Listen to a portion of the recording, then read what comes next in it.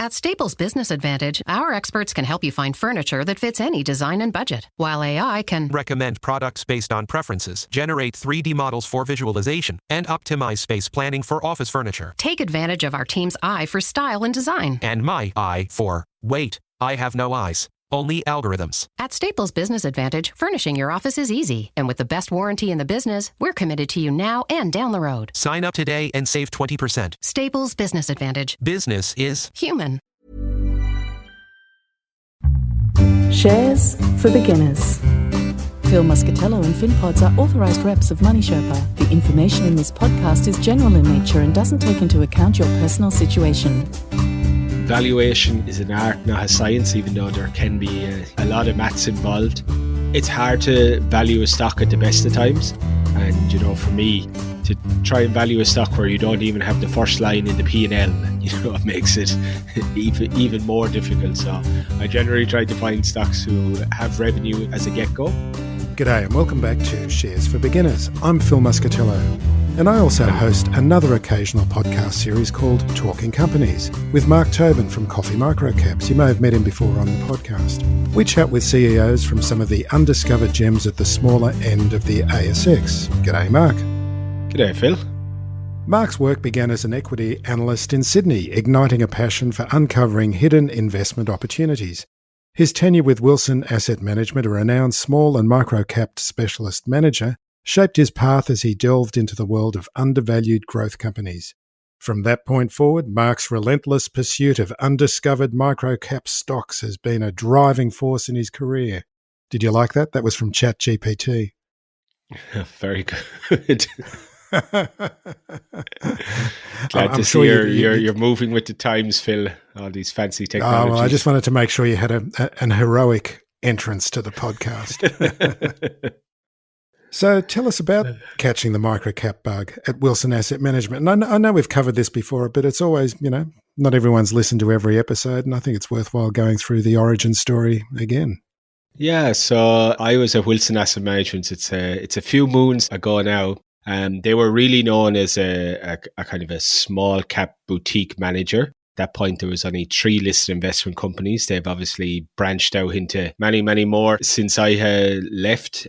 And within those 3 listed investment companies, there was kind of 2 main strategies, both focused on the small and microcap end. And within those strategies, we always had a bit of a focus on microcap stocks, ones that would be too small for, say, other small cap managers who are running, just like a pure standalone small cap fund, but we thought, could kind of graduate up into the small cap universe proper. And those were the companies that I really liked, because you'd go to maybe a briefing if one of the brokers was hosting the company, or, you'd maybe go and visit their headquarters if you're on a day trip. Wilson Asset Management, obviously based in Sydney, if we were down in Melbourne for a day visiting companies, or up in Brisbane, or the company itself might be in Sydney for a bit of a roadshow. And, you'd ask the CEOs and say, you'd be trying to feel out, has anybody else looking at this business? Have you any other kind of institutional investors been in contact or whatever? And, a lot of the time they'd say, no, we haven't. You were like the first one they've heard from in a year or a year and a half. And I really liked those ones, because it was something that was really off the radar. It felt like you were the kind of first to a story before kind of the rest of our competitors caught on to it. And then, I left Wilson Asset Management, and through one thing and another ended up starting Coffee Microcaps. And the reason I started was more of a frustration for myself in that, there's plenty of conferences in, I would say, the small cap arena, and definitely in the large cap arena, and a lot of sector specialist ones. A lot of your listeners have probably maybe been to a few of the big mining conferences that happen, for example, like IMARC in Melbourne, or the Gold Coast Mining Conference, events, or BioShares, another one on the biotechnology side, or Techno on the technology side. But there wasn't, that many events for microcap companies in particular. And I said, well, I'm going to start my own conference. And I guess it was also to try and meet a couple of other microcap investors, because if you don't, have a place where you all congregate to come and see a few stocks. You only run into these people maybe if you attend the AGM and they attend the AGM. So yeah, back in 2018, I decided I'm going to start Coffee Microcaps, and then we did our first conference live event in Sydney.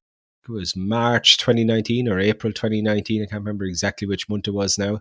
And yeah, that was the first, and we've been running in-person events since then. Obviously took a bit of a break in COVID, and during COVID we started the online events, which we're still doing.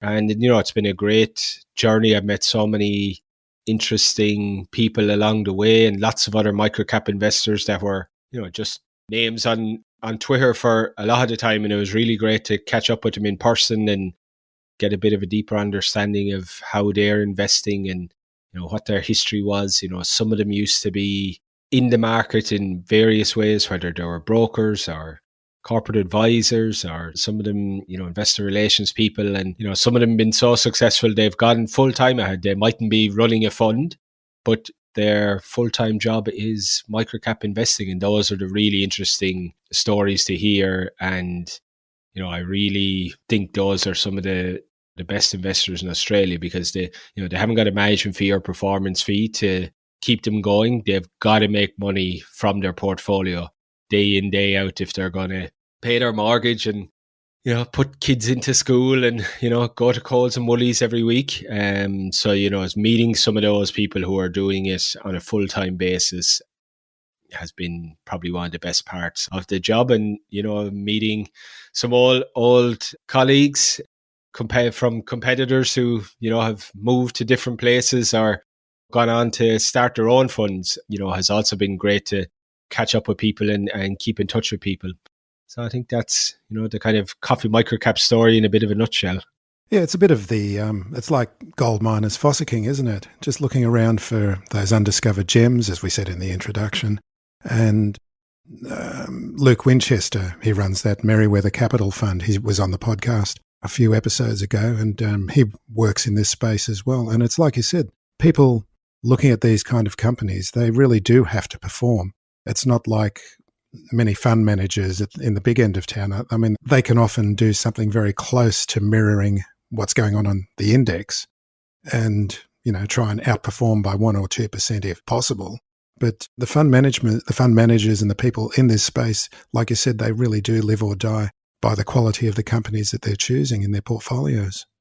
No, exactly. And I mean, the other thing with the microcap funds, even if you are somebody like Luke or some of the others, can never really have a big microcap fund because of the liquidity constraints. And I don't want to get too technical on it, but it's hard to have a microcap fund with funds under management, in my opinion anyway, probably greater than like $150 million or $200 million. I think, that's probably the cap. So, the size of the fund is never going to generate, large amounts of performance fee. If you take 1% performance fee on 150 million, now that's got to pay for, your AFSL license, probably rent of a small office.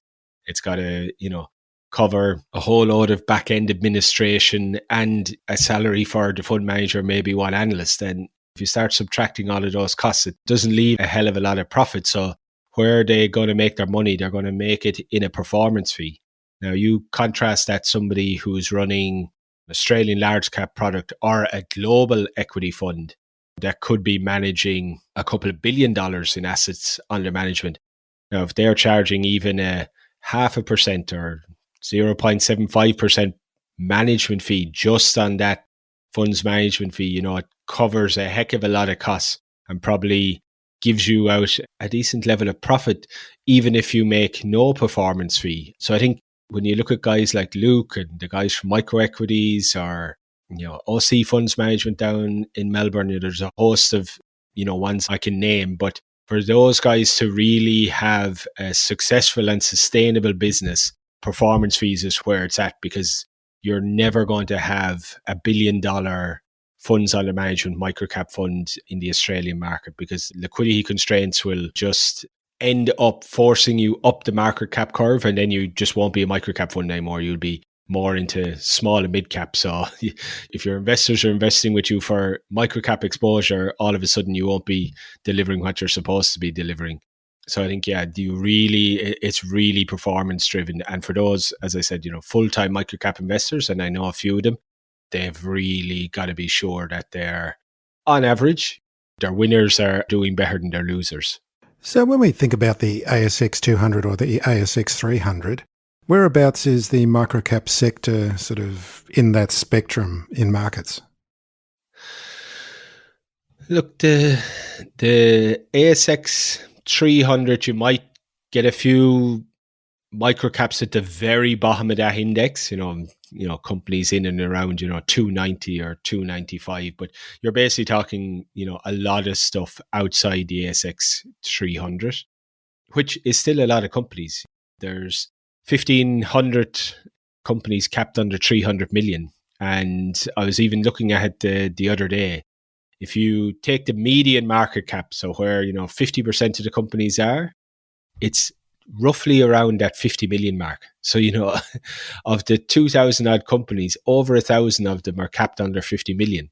And then, the rest are capped above it. So there's a long, long list of companies that you can fit into your microcap definition. And there's no hard and fast definition I find in Australia. I mean, I use 300 million and under as a microcap. And that gives you, if you do a stock screener, that'll give you 1,500 names. If you take the ASX 300 and you say, okay, I'm going to look at everything outside the 300, you're probably talking 1,700 or 1,800 names. So whether you use anything below a certain index point or a certain absolute market cap level, you're going to find a heck of a lot of companies, definitely probably over 1,000, no matter which way you slice it and dice it. And you generally discount or you filter out companies in the biotech and mining space as well, don't you? Yeah, I mean, what I try and do with Coffee Microcaps is, the first thing I do is I try and find companies that are interesting to me. And, ones I think that, have a good story and I think would be interesting to other microcap investors.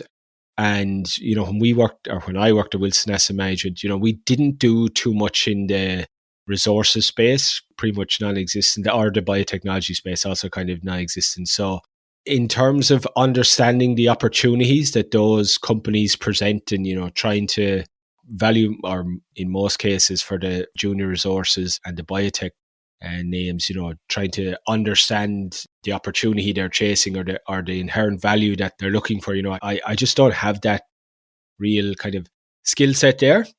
But on the other sectors, so whether that's industrials or retail or technology or healthcare, I think I can find stuff that's interesting from various different angles, whether that's valuation angle, whether it's turnaround angle, whether it's from an expansion angle where new products or new markets or new CEOs come in with a new strategy. I think I can start to highlight stories to other microcap investors that, I think they'll find interesting, or it'll be one to, maybe put on the watch list and keep an eye on. So yeah, the other thing is with the resources and the biotech side of things, I just think that those have a very good ecosystem that's kind of developed around them, where investors can go and find out in probably much more detail and much more in-depth from other conferences or websites, or, so I don't think, hearing them on Coffee Microcaps is going to really add a whole lot of value to people who look at that space on a regular basis. Whereas I think on Coffee Microcaps, I can add a bit of value to, companies that might be a bit off the radar and are interesting from some kind of an investment angle. So what is it about this end of the market that investors might find interesting in terms of including something in their portfolio? I think what's interesting about it is just the array of products and services that you come across down this end of the market. You get a lot of specialist niche businesses that are, doing something in a particular market or a particular sector that is small relative to, let's say, an Amazon or a Facebook or whatever, but, they're at the start of their journey where they're doing, maybe a couple of million in revenue, but in Australia, or maybe even a bit internationally, they've got a large market in terms of where they are now that they can expand into. And, you can get a business that can go from 10 million to 150 million in revenue over the course of a couple of years. And, I think just that small niche end where you've got companies doing very special stuff, I find it quite interesting. That's the best part of my job is, you kind of learn something new every day. You're exposed to businesses that are doing stuff that you won't really hear about or see in the ASX 200. Those are businesses that are really operating in large mainstream markets that we can all kind of get our head around. Whereas, I think we're going to talk about a few companies in a bit, the kind of three I picked out from the recent conferences, I think are businesses that you wouldn't necessarily think of on a day-to-day basis. And that's the kind of the interesting stuff you're going to come across down the small end of the market. At Staples Business Advantage, our experts can help you find furniture that fits any design and budget, while AI can recommend products based on preferences, generate 3D models for visualization, and optimize space planning for office furniture. take advantage of our team's eye for style and design. And my eye for, wait, I have no eyes. Only algorithms. At Staples Business Advantage, furnishing your office is easy. And with the best warranty in the business, we're committed to you now and down the road. Sign up today and save 20%. Staples Business Advantage. Business is human. Super is one of the most important investments you'll ever make. But how do you know if you're in the best fund for your situation? Head to lifesherpa.com.au to find out more. Life Sherpa, Australia's most affordable online financial advice.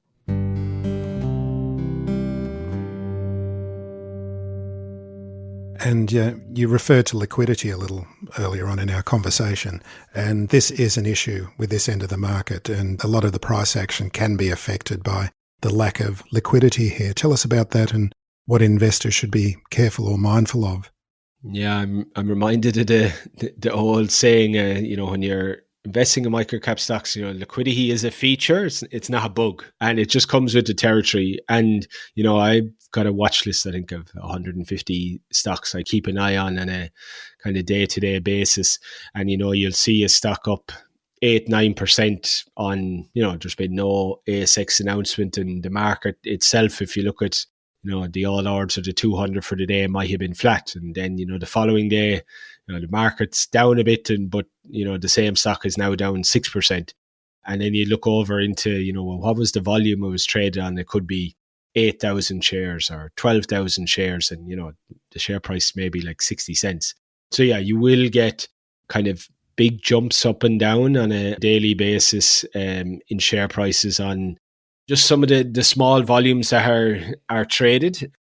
I think, in microcaps, that's just something you've got to accept. And I think for smaller retail investors, who aren't trying to commit large amounts of capital, if they're, only dealing in a couple of $1,000s here or there, it's probably not that much of a concern. For people like Luke, as you mentioned earlier, who's running a proper fund, it's a bit more of a consideration from him, as not so much a risk, but something he's got to be mindful on a portfolio level. What's the liquidity of his portfolio overall, and how does he take advantage of it when it appears, whether that's to sell a stock or to buy a stock.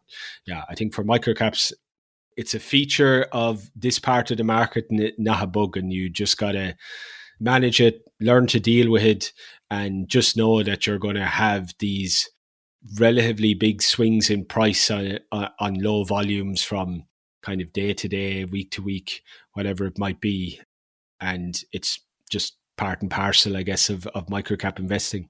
I know, Mark, that you don't have any holdings in any of the companies that you cover, obviously for reasons of conflict of interest. But if you were looking to invest in any of these companies, what sort of process would you start using to identify opportunities? Yeah, I mean, as you say, I don't have holdings in any companies for conflict of interest reasons, and it makes compliance a lot simpler as well when you don't.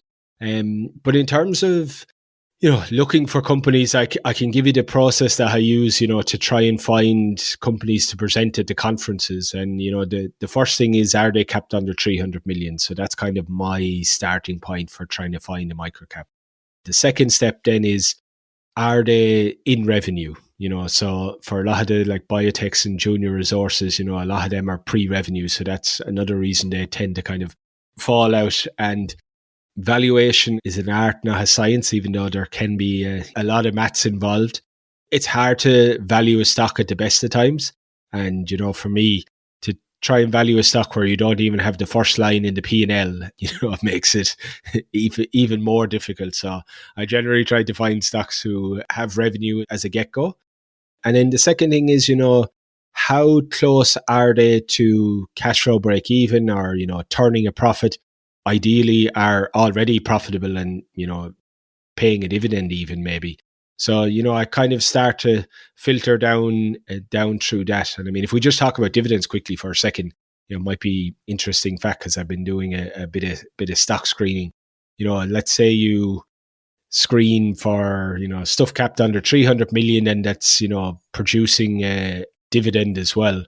The last screen I ran for that, I think it thrown up like 150 companies. So, just because something's a microcap stock doesn't mean that they're all unprofitable, not making money. There's quite a few of them are, solid dividend paying stocks.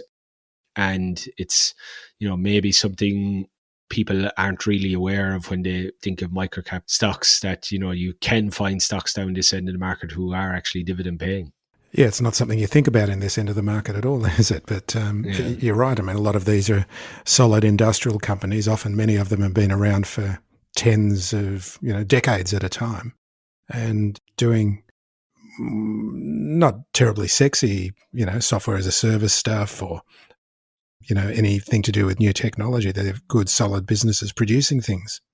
Yeah, no, exactly. I mean, if we just take the last conference, if we two companies that are kind of in kind of similar industries, sectors, I would say anyway, was, and we've had actually one of the CEOs on here and talking companies before, but, Steve Boland from Acro Formwork and Construction, business that's, I think it's been around for 40 years. It hasn't been listed for 40 years, but I think it's been around for 40 years. And, that's a solid dividend paying business. And for anybody who doesn't know what they do a lot of the formwork, that kind of concrete shuttering you'll see on big infrastructure projects. So, things like WestConnex, Snowy Hydro, major infrastructure projects. And, the business has kind of evolved under Steve to be, rather than that, simple concrete formwork, they're doing, much higher end kind of specialist engineered stuff these days and, done it very successfully.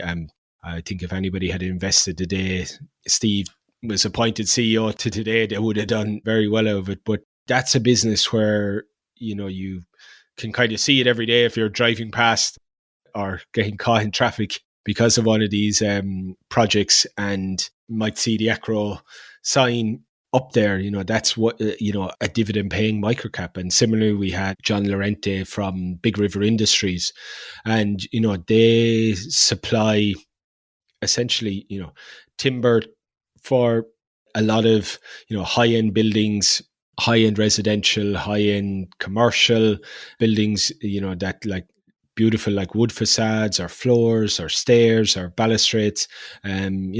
A business that has also been around for 40, 50 years from its origins up in the northern rivers of New South Wales. And again, it's dividend paying, makes a profit, and it's got quite an interesting business because they do timber yards, but they also do the specialist finished products as well. So they're kind of all through that kind of value chain of timber and timber related products. And again, it's not kind of one that would, jump out at most people, but it's a business that's, operating in an interesting niche. And, they've kind of got, New South Wales is their main market, but they've kind of got plans to expand into the other states. So there's two dividend ones that kind of jump to mind just from the last set of conferences we did.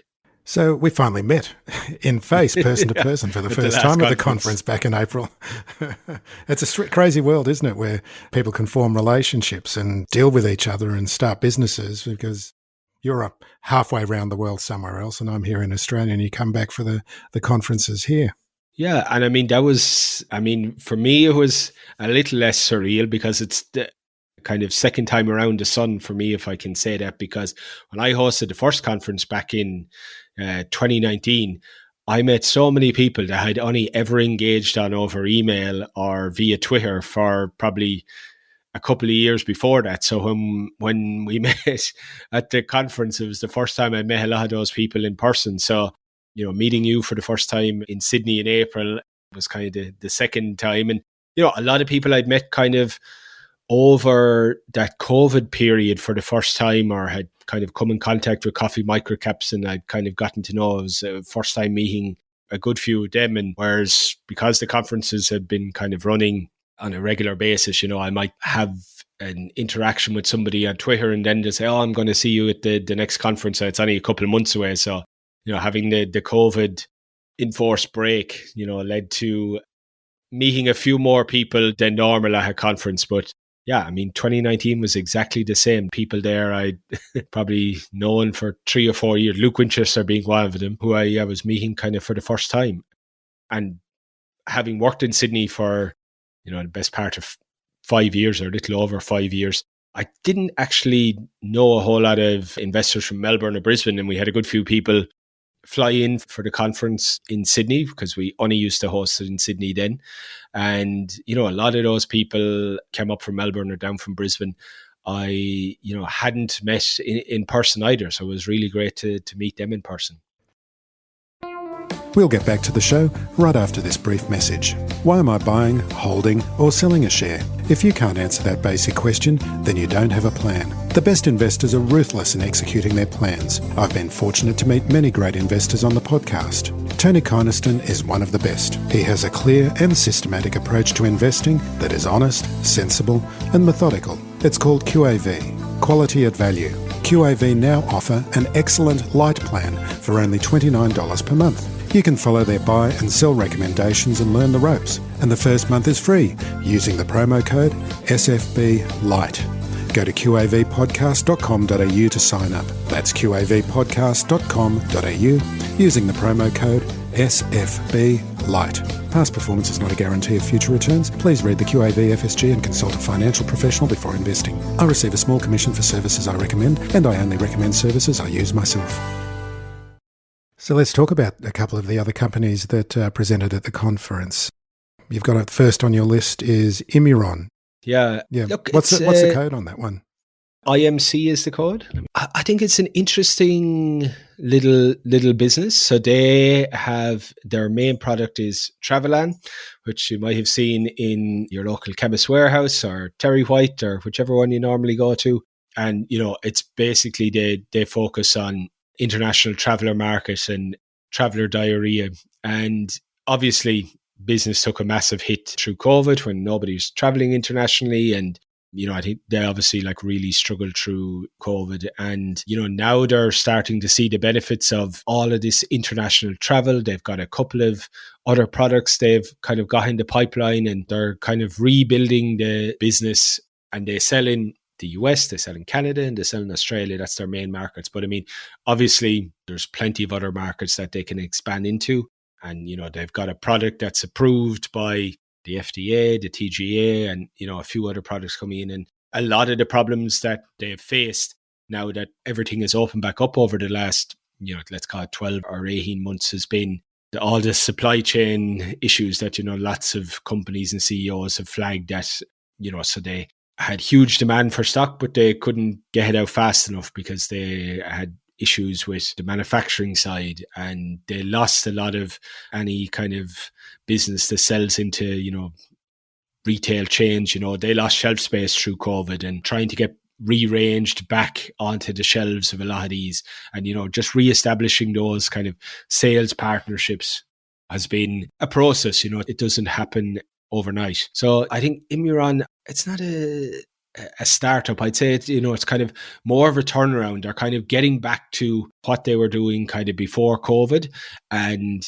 they've got opportunities to expand with a kind of proven product. It's well known in the markets that it's already in, and I think to try and expand it into, the UK or Germany or cross into Asia potentially, a couple of markets there, maybe Japan or South Korea. I think they've got a nice trajectory in front of them, and I think it's one to kind of keep an eye on over the next year or two, see how they can rebuild the existing business and then expand into new markets with existing products. And they've got one or two other products that they're currently developing, and if they can plug that into their existing distribution that they've got now, I think it's an interesting little business. Okay, and the next one on the list is DMEM. Is that how you pronounce that one? DMEM? DMEM, yeah, DMEM. DMEM. Yeah, this is, I think this talks to what we were talking about earlier, these like niche businesses that you wouldn't really have exposure to. So DMEM, they do high-end filtration systems for businesses who are, extracting water, using it in their production processes, and then have wastewater that, needs to be released back into the water system, but has to be treated before it leaves their plant. So they provide the membranes and the, technology to do that. So it's used by a lot of heavy industry, but also, businesses like Coca-Cola and food manufacturers and, a whole host of businesses who use city water, council water in their production process, and then have to clean that up to an acceptable standard before releasing it kind of back into the system. And DMEM have these high-end membranes and filters that they use in order for these companies to comply with environmental regulation standards that they are required to under their kind of operating license. So, it's a very specialized technical business, a business to business type operation. So, you kind of completely different to Imiron in that, you won't see the DMEM logo at your local retailer or local chemist, or you won't really come across it in kind of everyday living. But I think it's a really interesting business where they still have, scope to expand, and, been on a quiet path. They're just getting to that kind of inflection point of profitability. They've, done 1-2 acquisitions, which is giving them a kind of a presence right across Australia, because that's one of the things they said they wanted to do. If you look back maybe 2-3 years ago, they really wanted a national presence. When you're dealing with somebody, like Coca-Cola, they don't want to be dealing with one supplier in New South Wales and another supplier in WA. So they've managed to do that, and they're been slowly ticking along, getting new customers, doing 1 or 2 acquisitions, and the business is just coming up on that profitability inflection point. And I still think they've got room to grow. They've got a bit of a business in Singapore. They've got another bit of a business in Germany. So there's definitely scope for them to, expand with their customers internationally. I mean, one of their more recent customers in Australia was Givaudan. I don't know if you've ever heard of them, a big Swiss manufacturer. I'm pretty sure they're listed, but I mean, if you look up the size of their operations, if DMEM can start expanding to some of their other sites, which they have, around the globe, I think it's a great opportunity for them. So, Mark, you're coming back to Sydney and Melbourne for a couple more conferences later this year. Give us the dates and where they'll be held. Yeah, so anyone who's been to one of our conferences before, they're at the same venues again. But anyone who wants to join us for the first time, the Sydney event is happening October 31st, which is a Tuesday. And it'll be at the State Library of New South Wales, which is just by the Domain for people there in Sydney. And then on the Thursday of that week, Thursday the 2nd, so just before the whole Melbourne Cup festivities kick off, we'll be in Melbourne at the State Library of Victoria, which is, bang smack in central Melbourne CBD. So if you want to join us at one of those, tickets will probably go on sale probably end of September, early October. And yeah, we'll look forward to welcoming anybody who wants to join us in Sydney or Melbourne. And people can join the mailing list as well, can't they? Yeah, probably the best way to go is to Substack. So I do a monthly newsletter on there, or you can follow me on Twitter, LinkedIn. I'm on pretty much most of the socials as well. Okay, we'll put all of those on the episode notes and the blog post as well. Thanks, Phil. Okay, Mark Tobin, it's great to chat with you again and talk to you again soon. And I just want to say before we finish off as well, having gone to the previous conference in April, it's great. It's such an eye-opener to see the innovation that's going on in Aussie businesses, great Aussie businesses of the future. Thanks, Phil. And yeah, hopefully we'll see you in October. Definitely will. Okay, thanks, mate. Thanks, Phil. Thanks for listening to Shares for Beginners. You can find more at sharesforbeginners.com. If you enjoy listening, please take a moment to rate or review in your podcast player, or tell a friend who might want to learn more about investing for their future.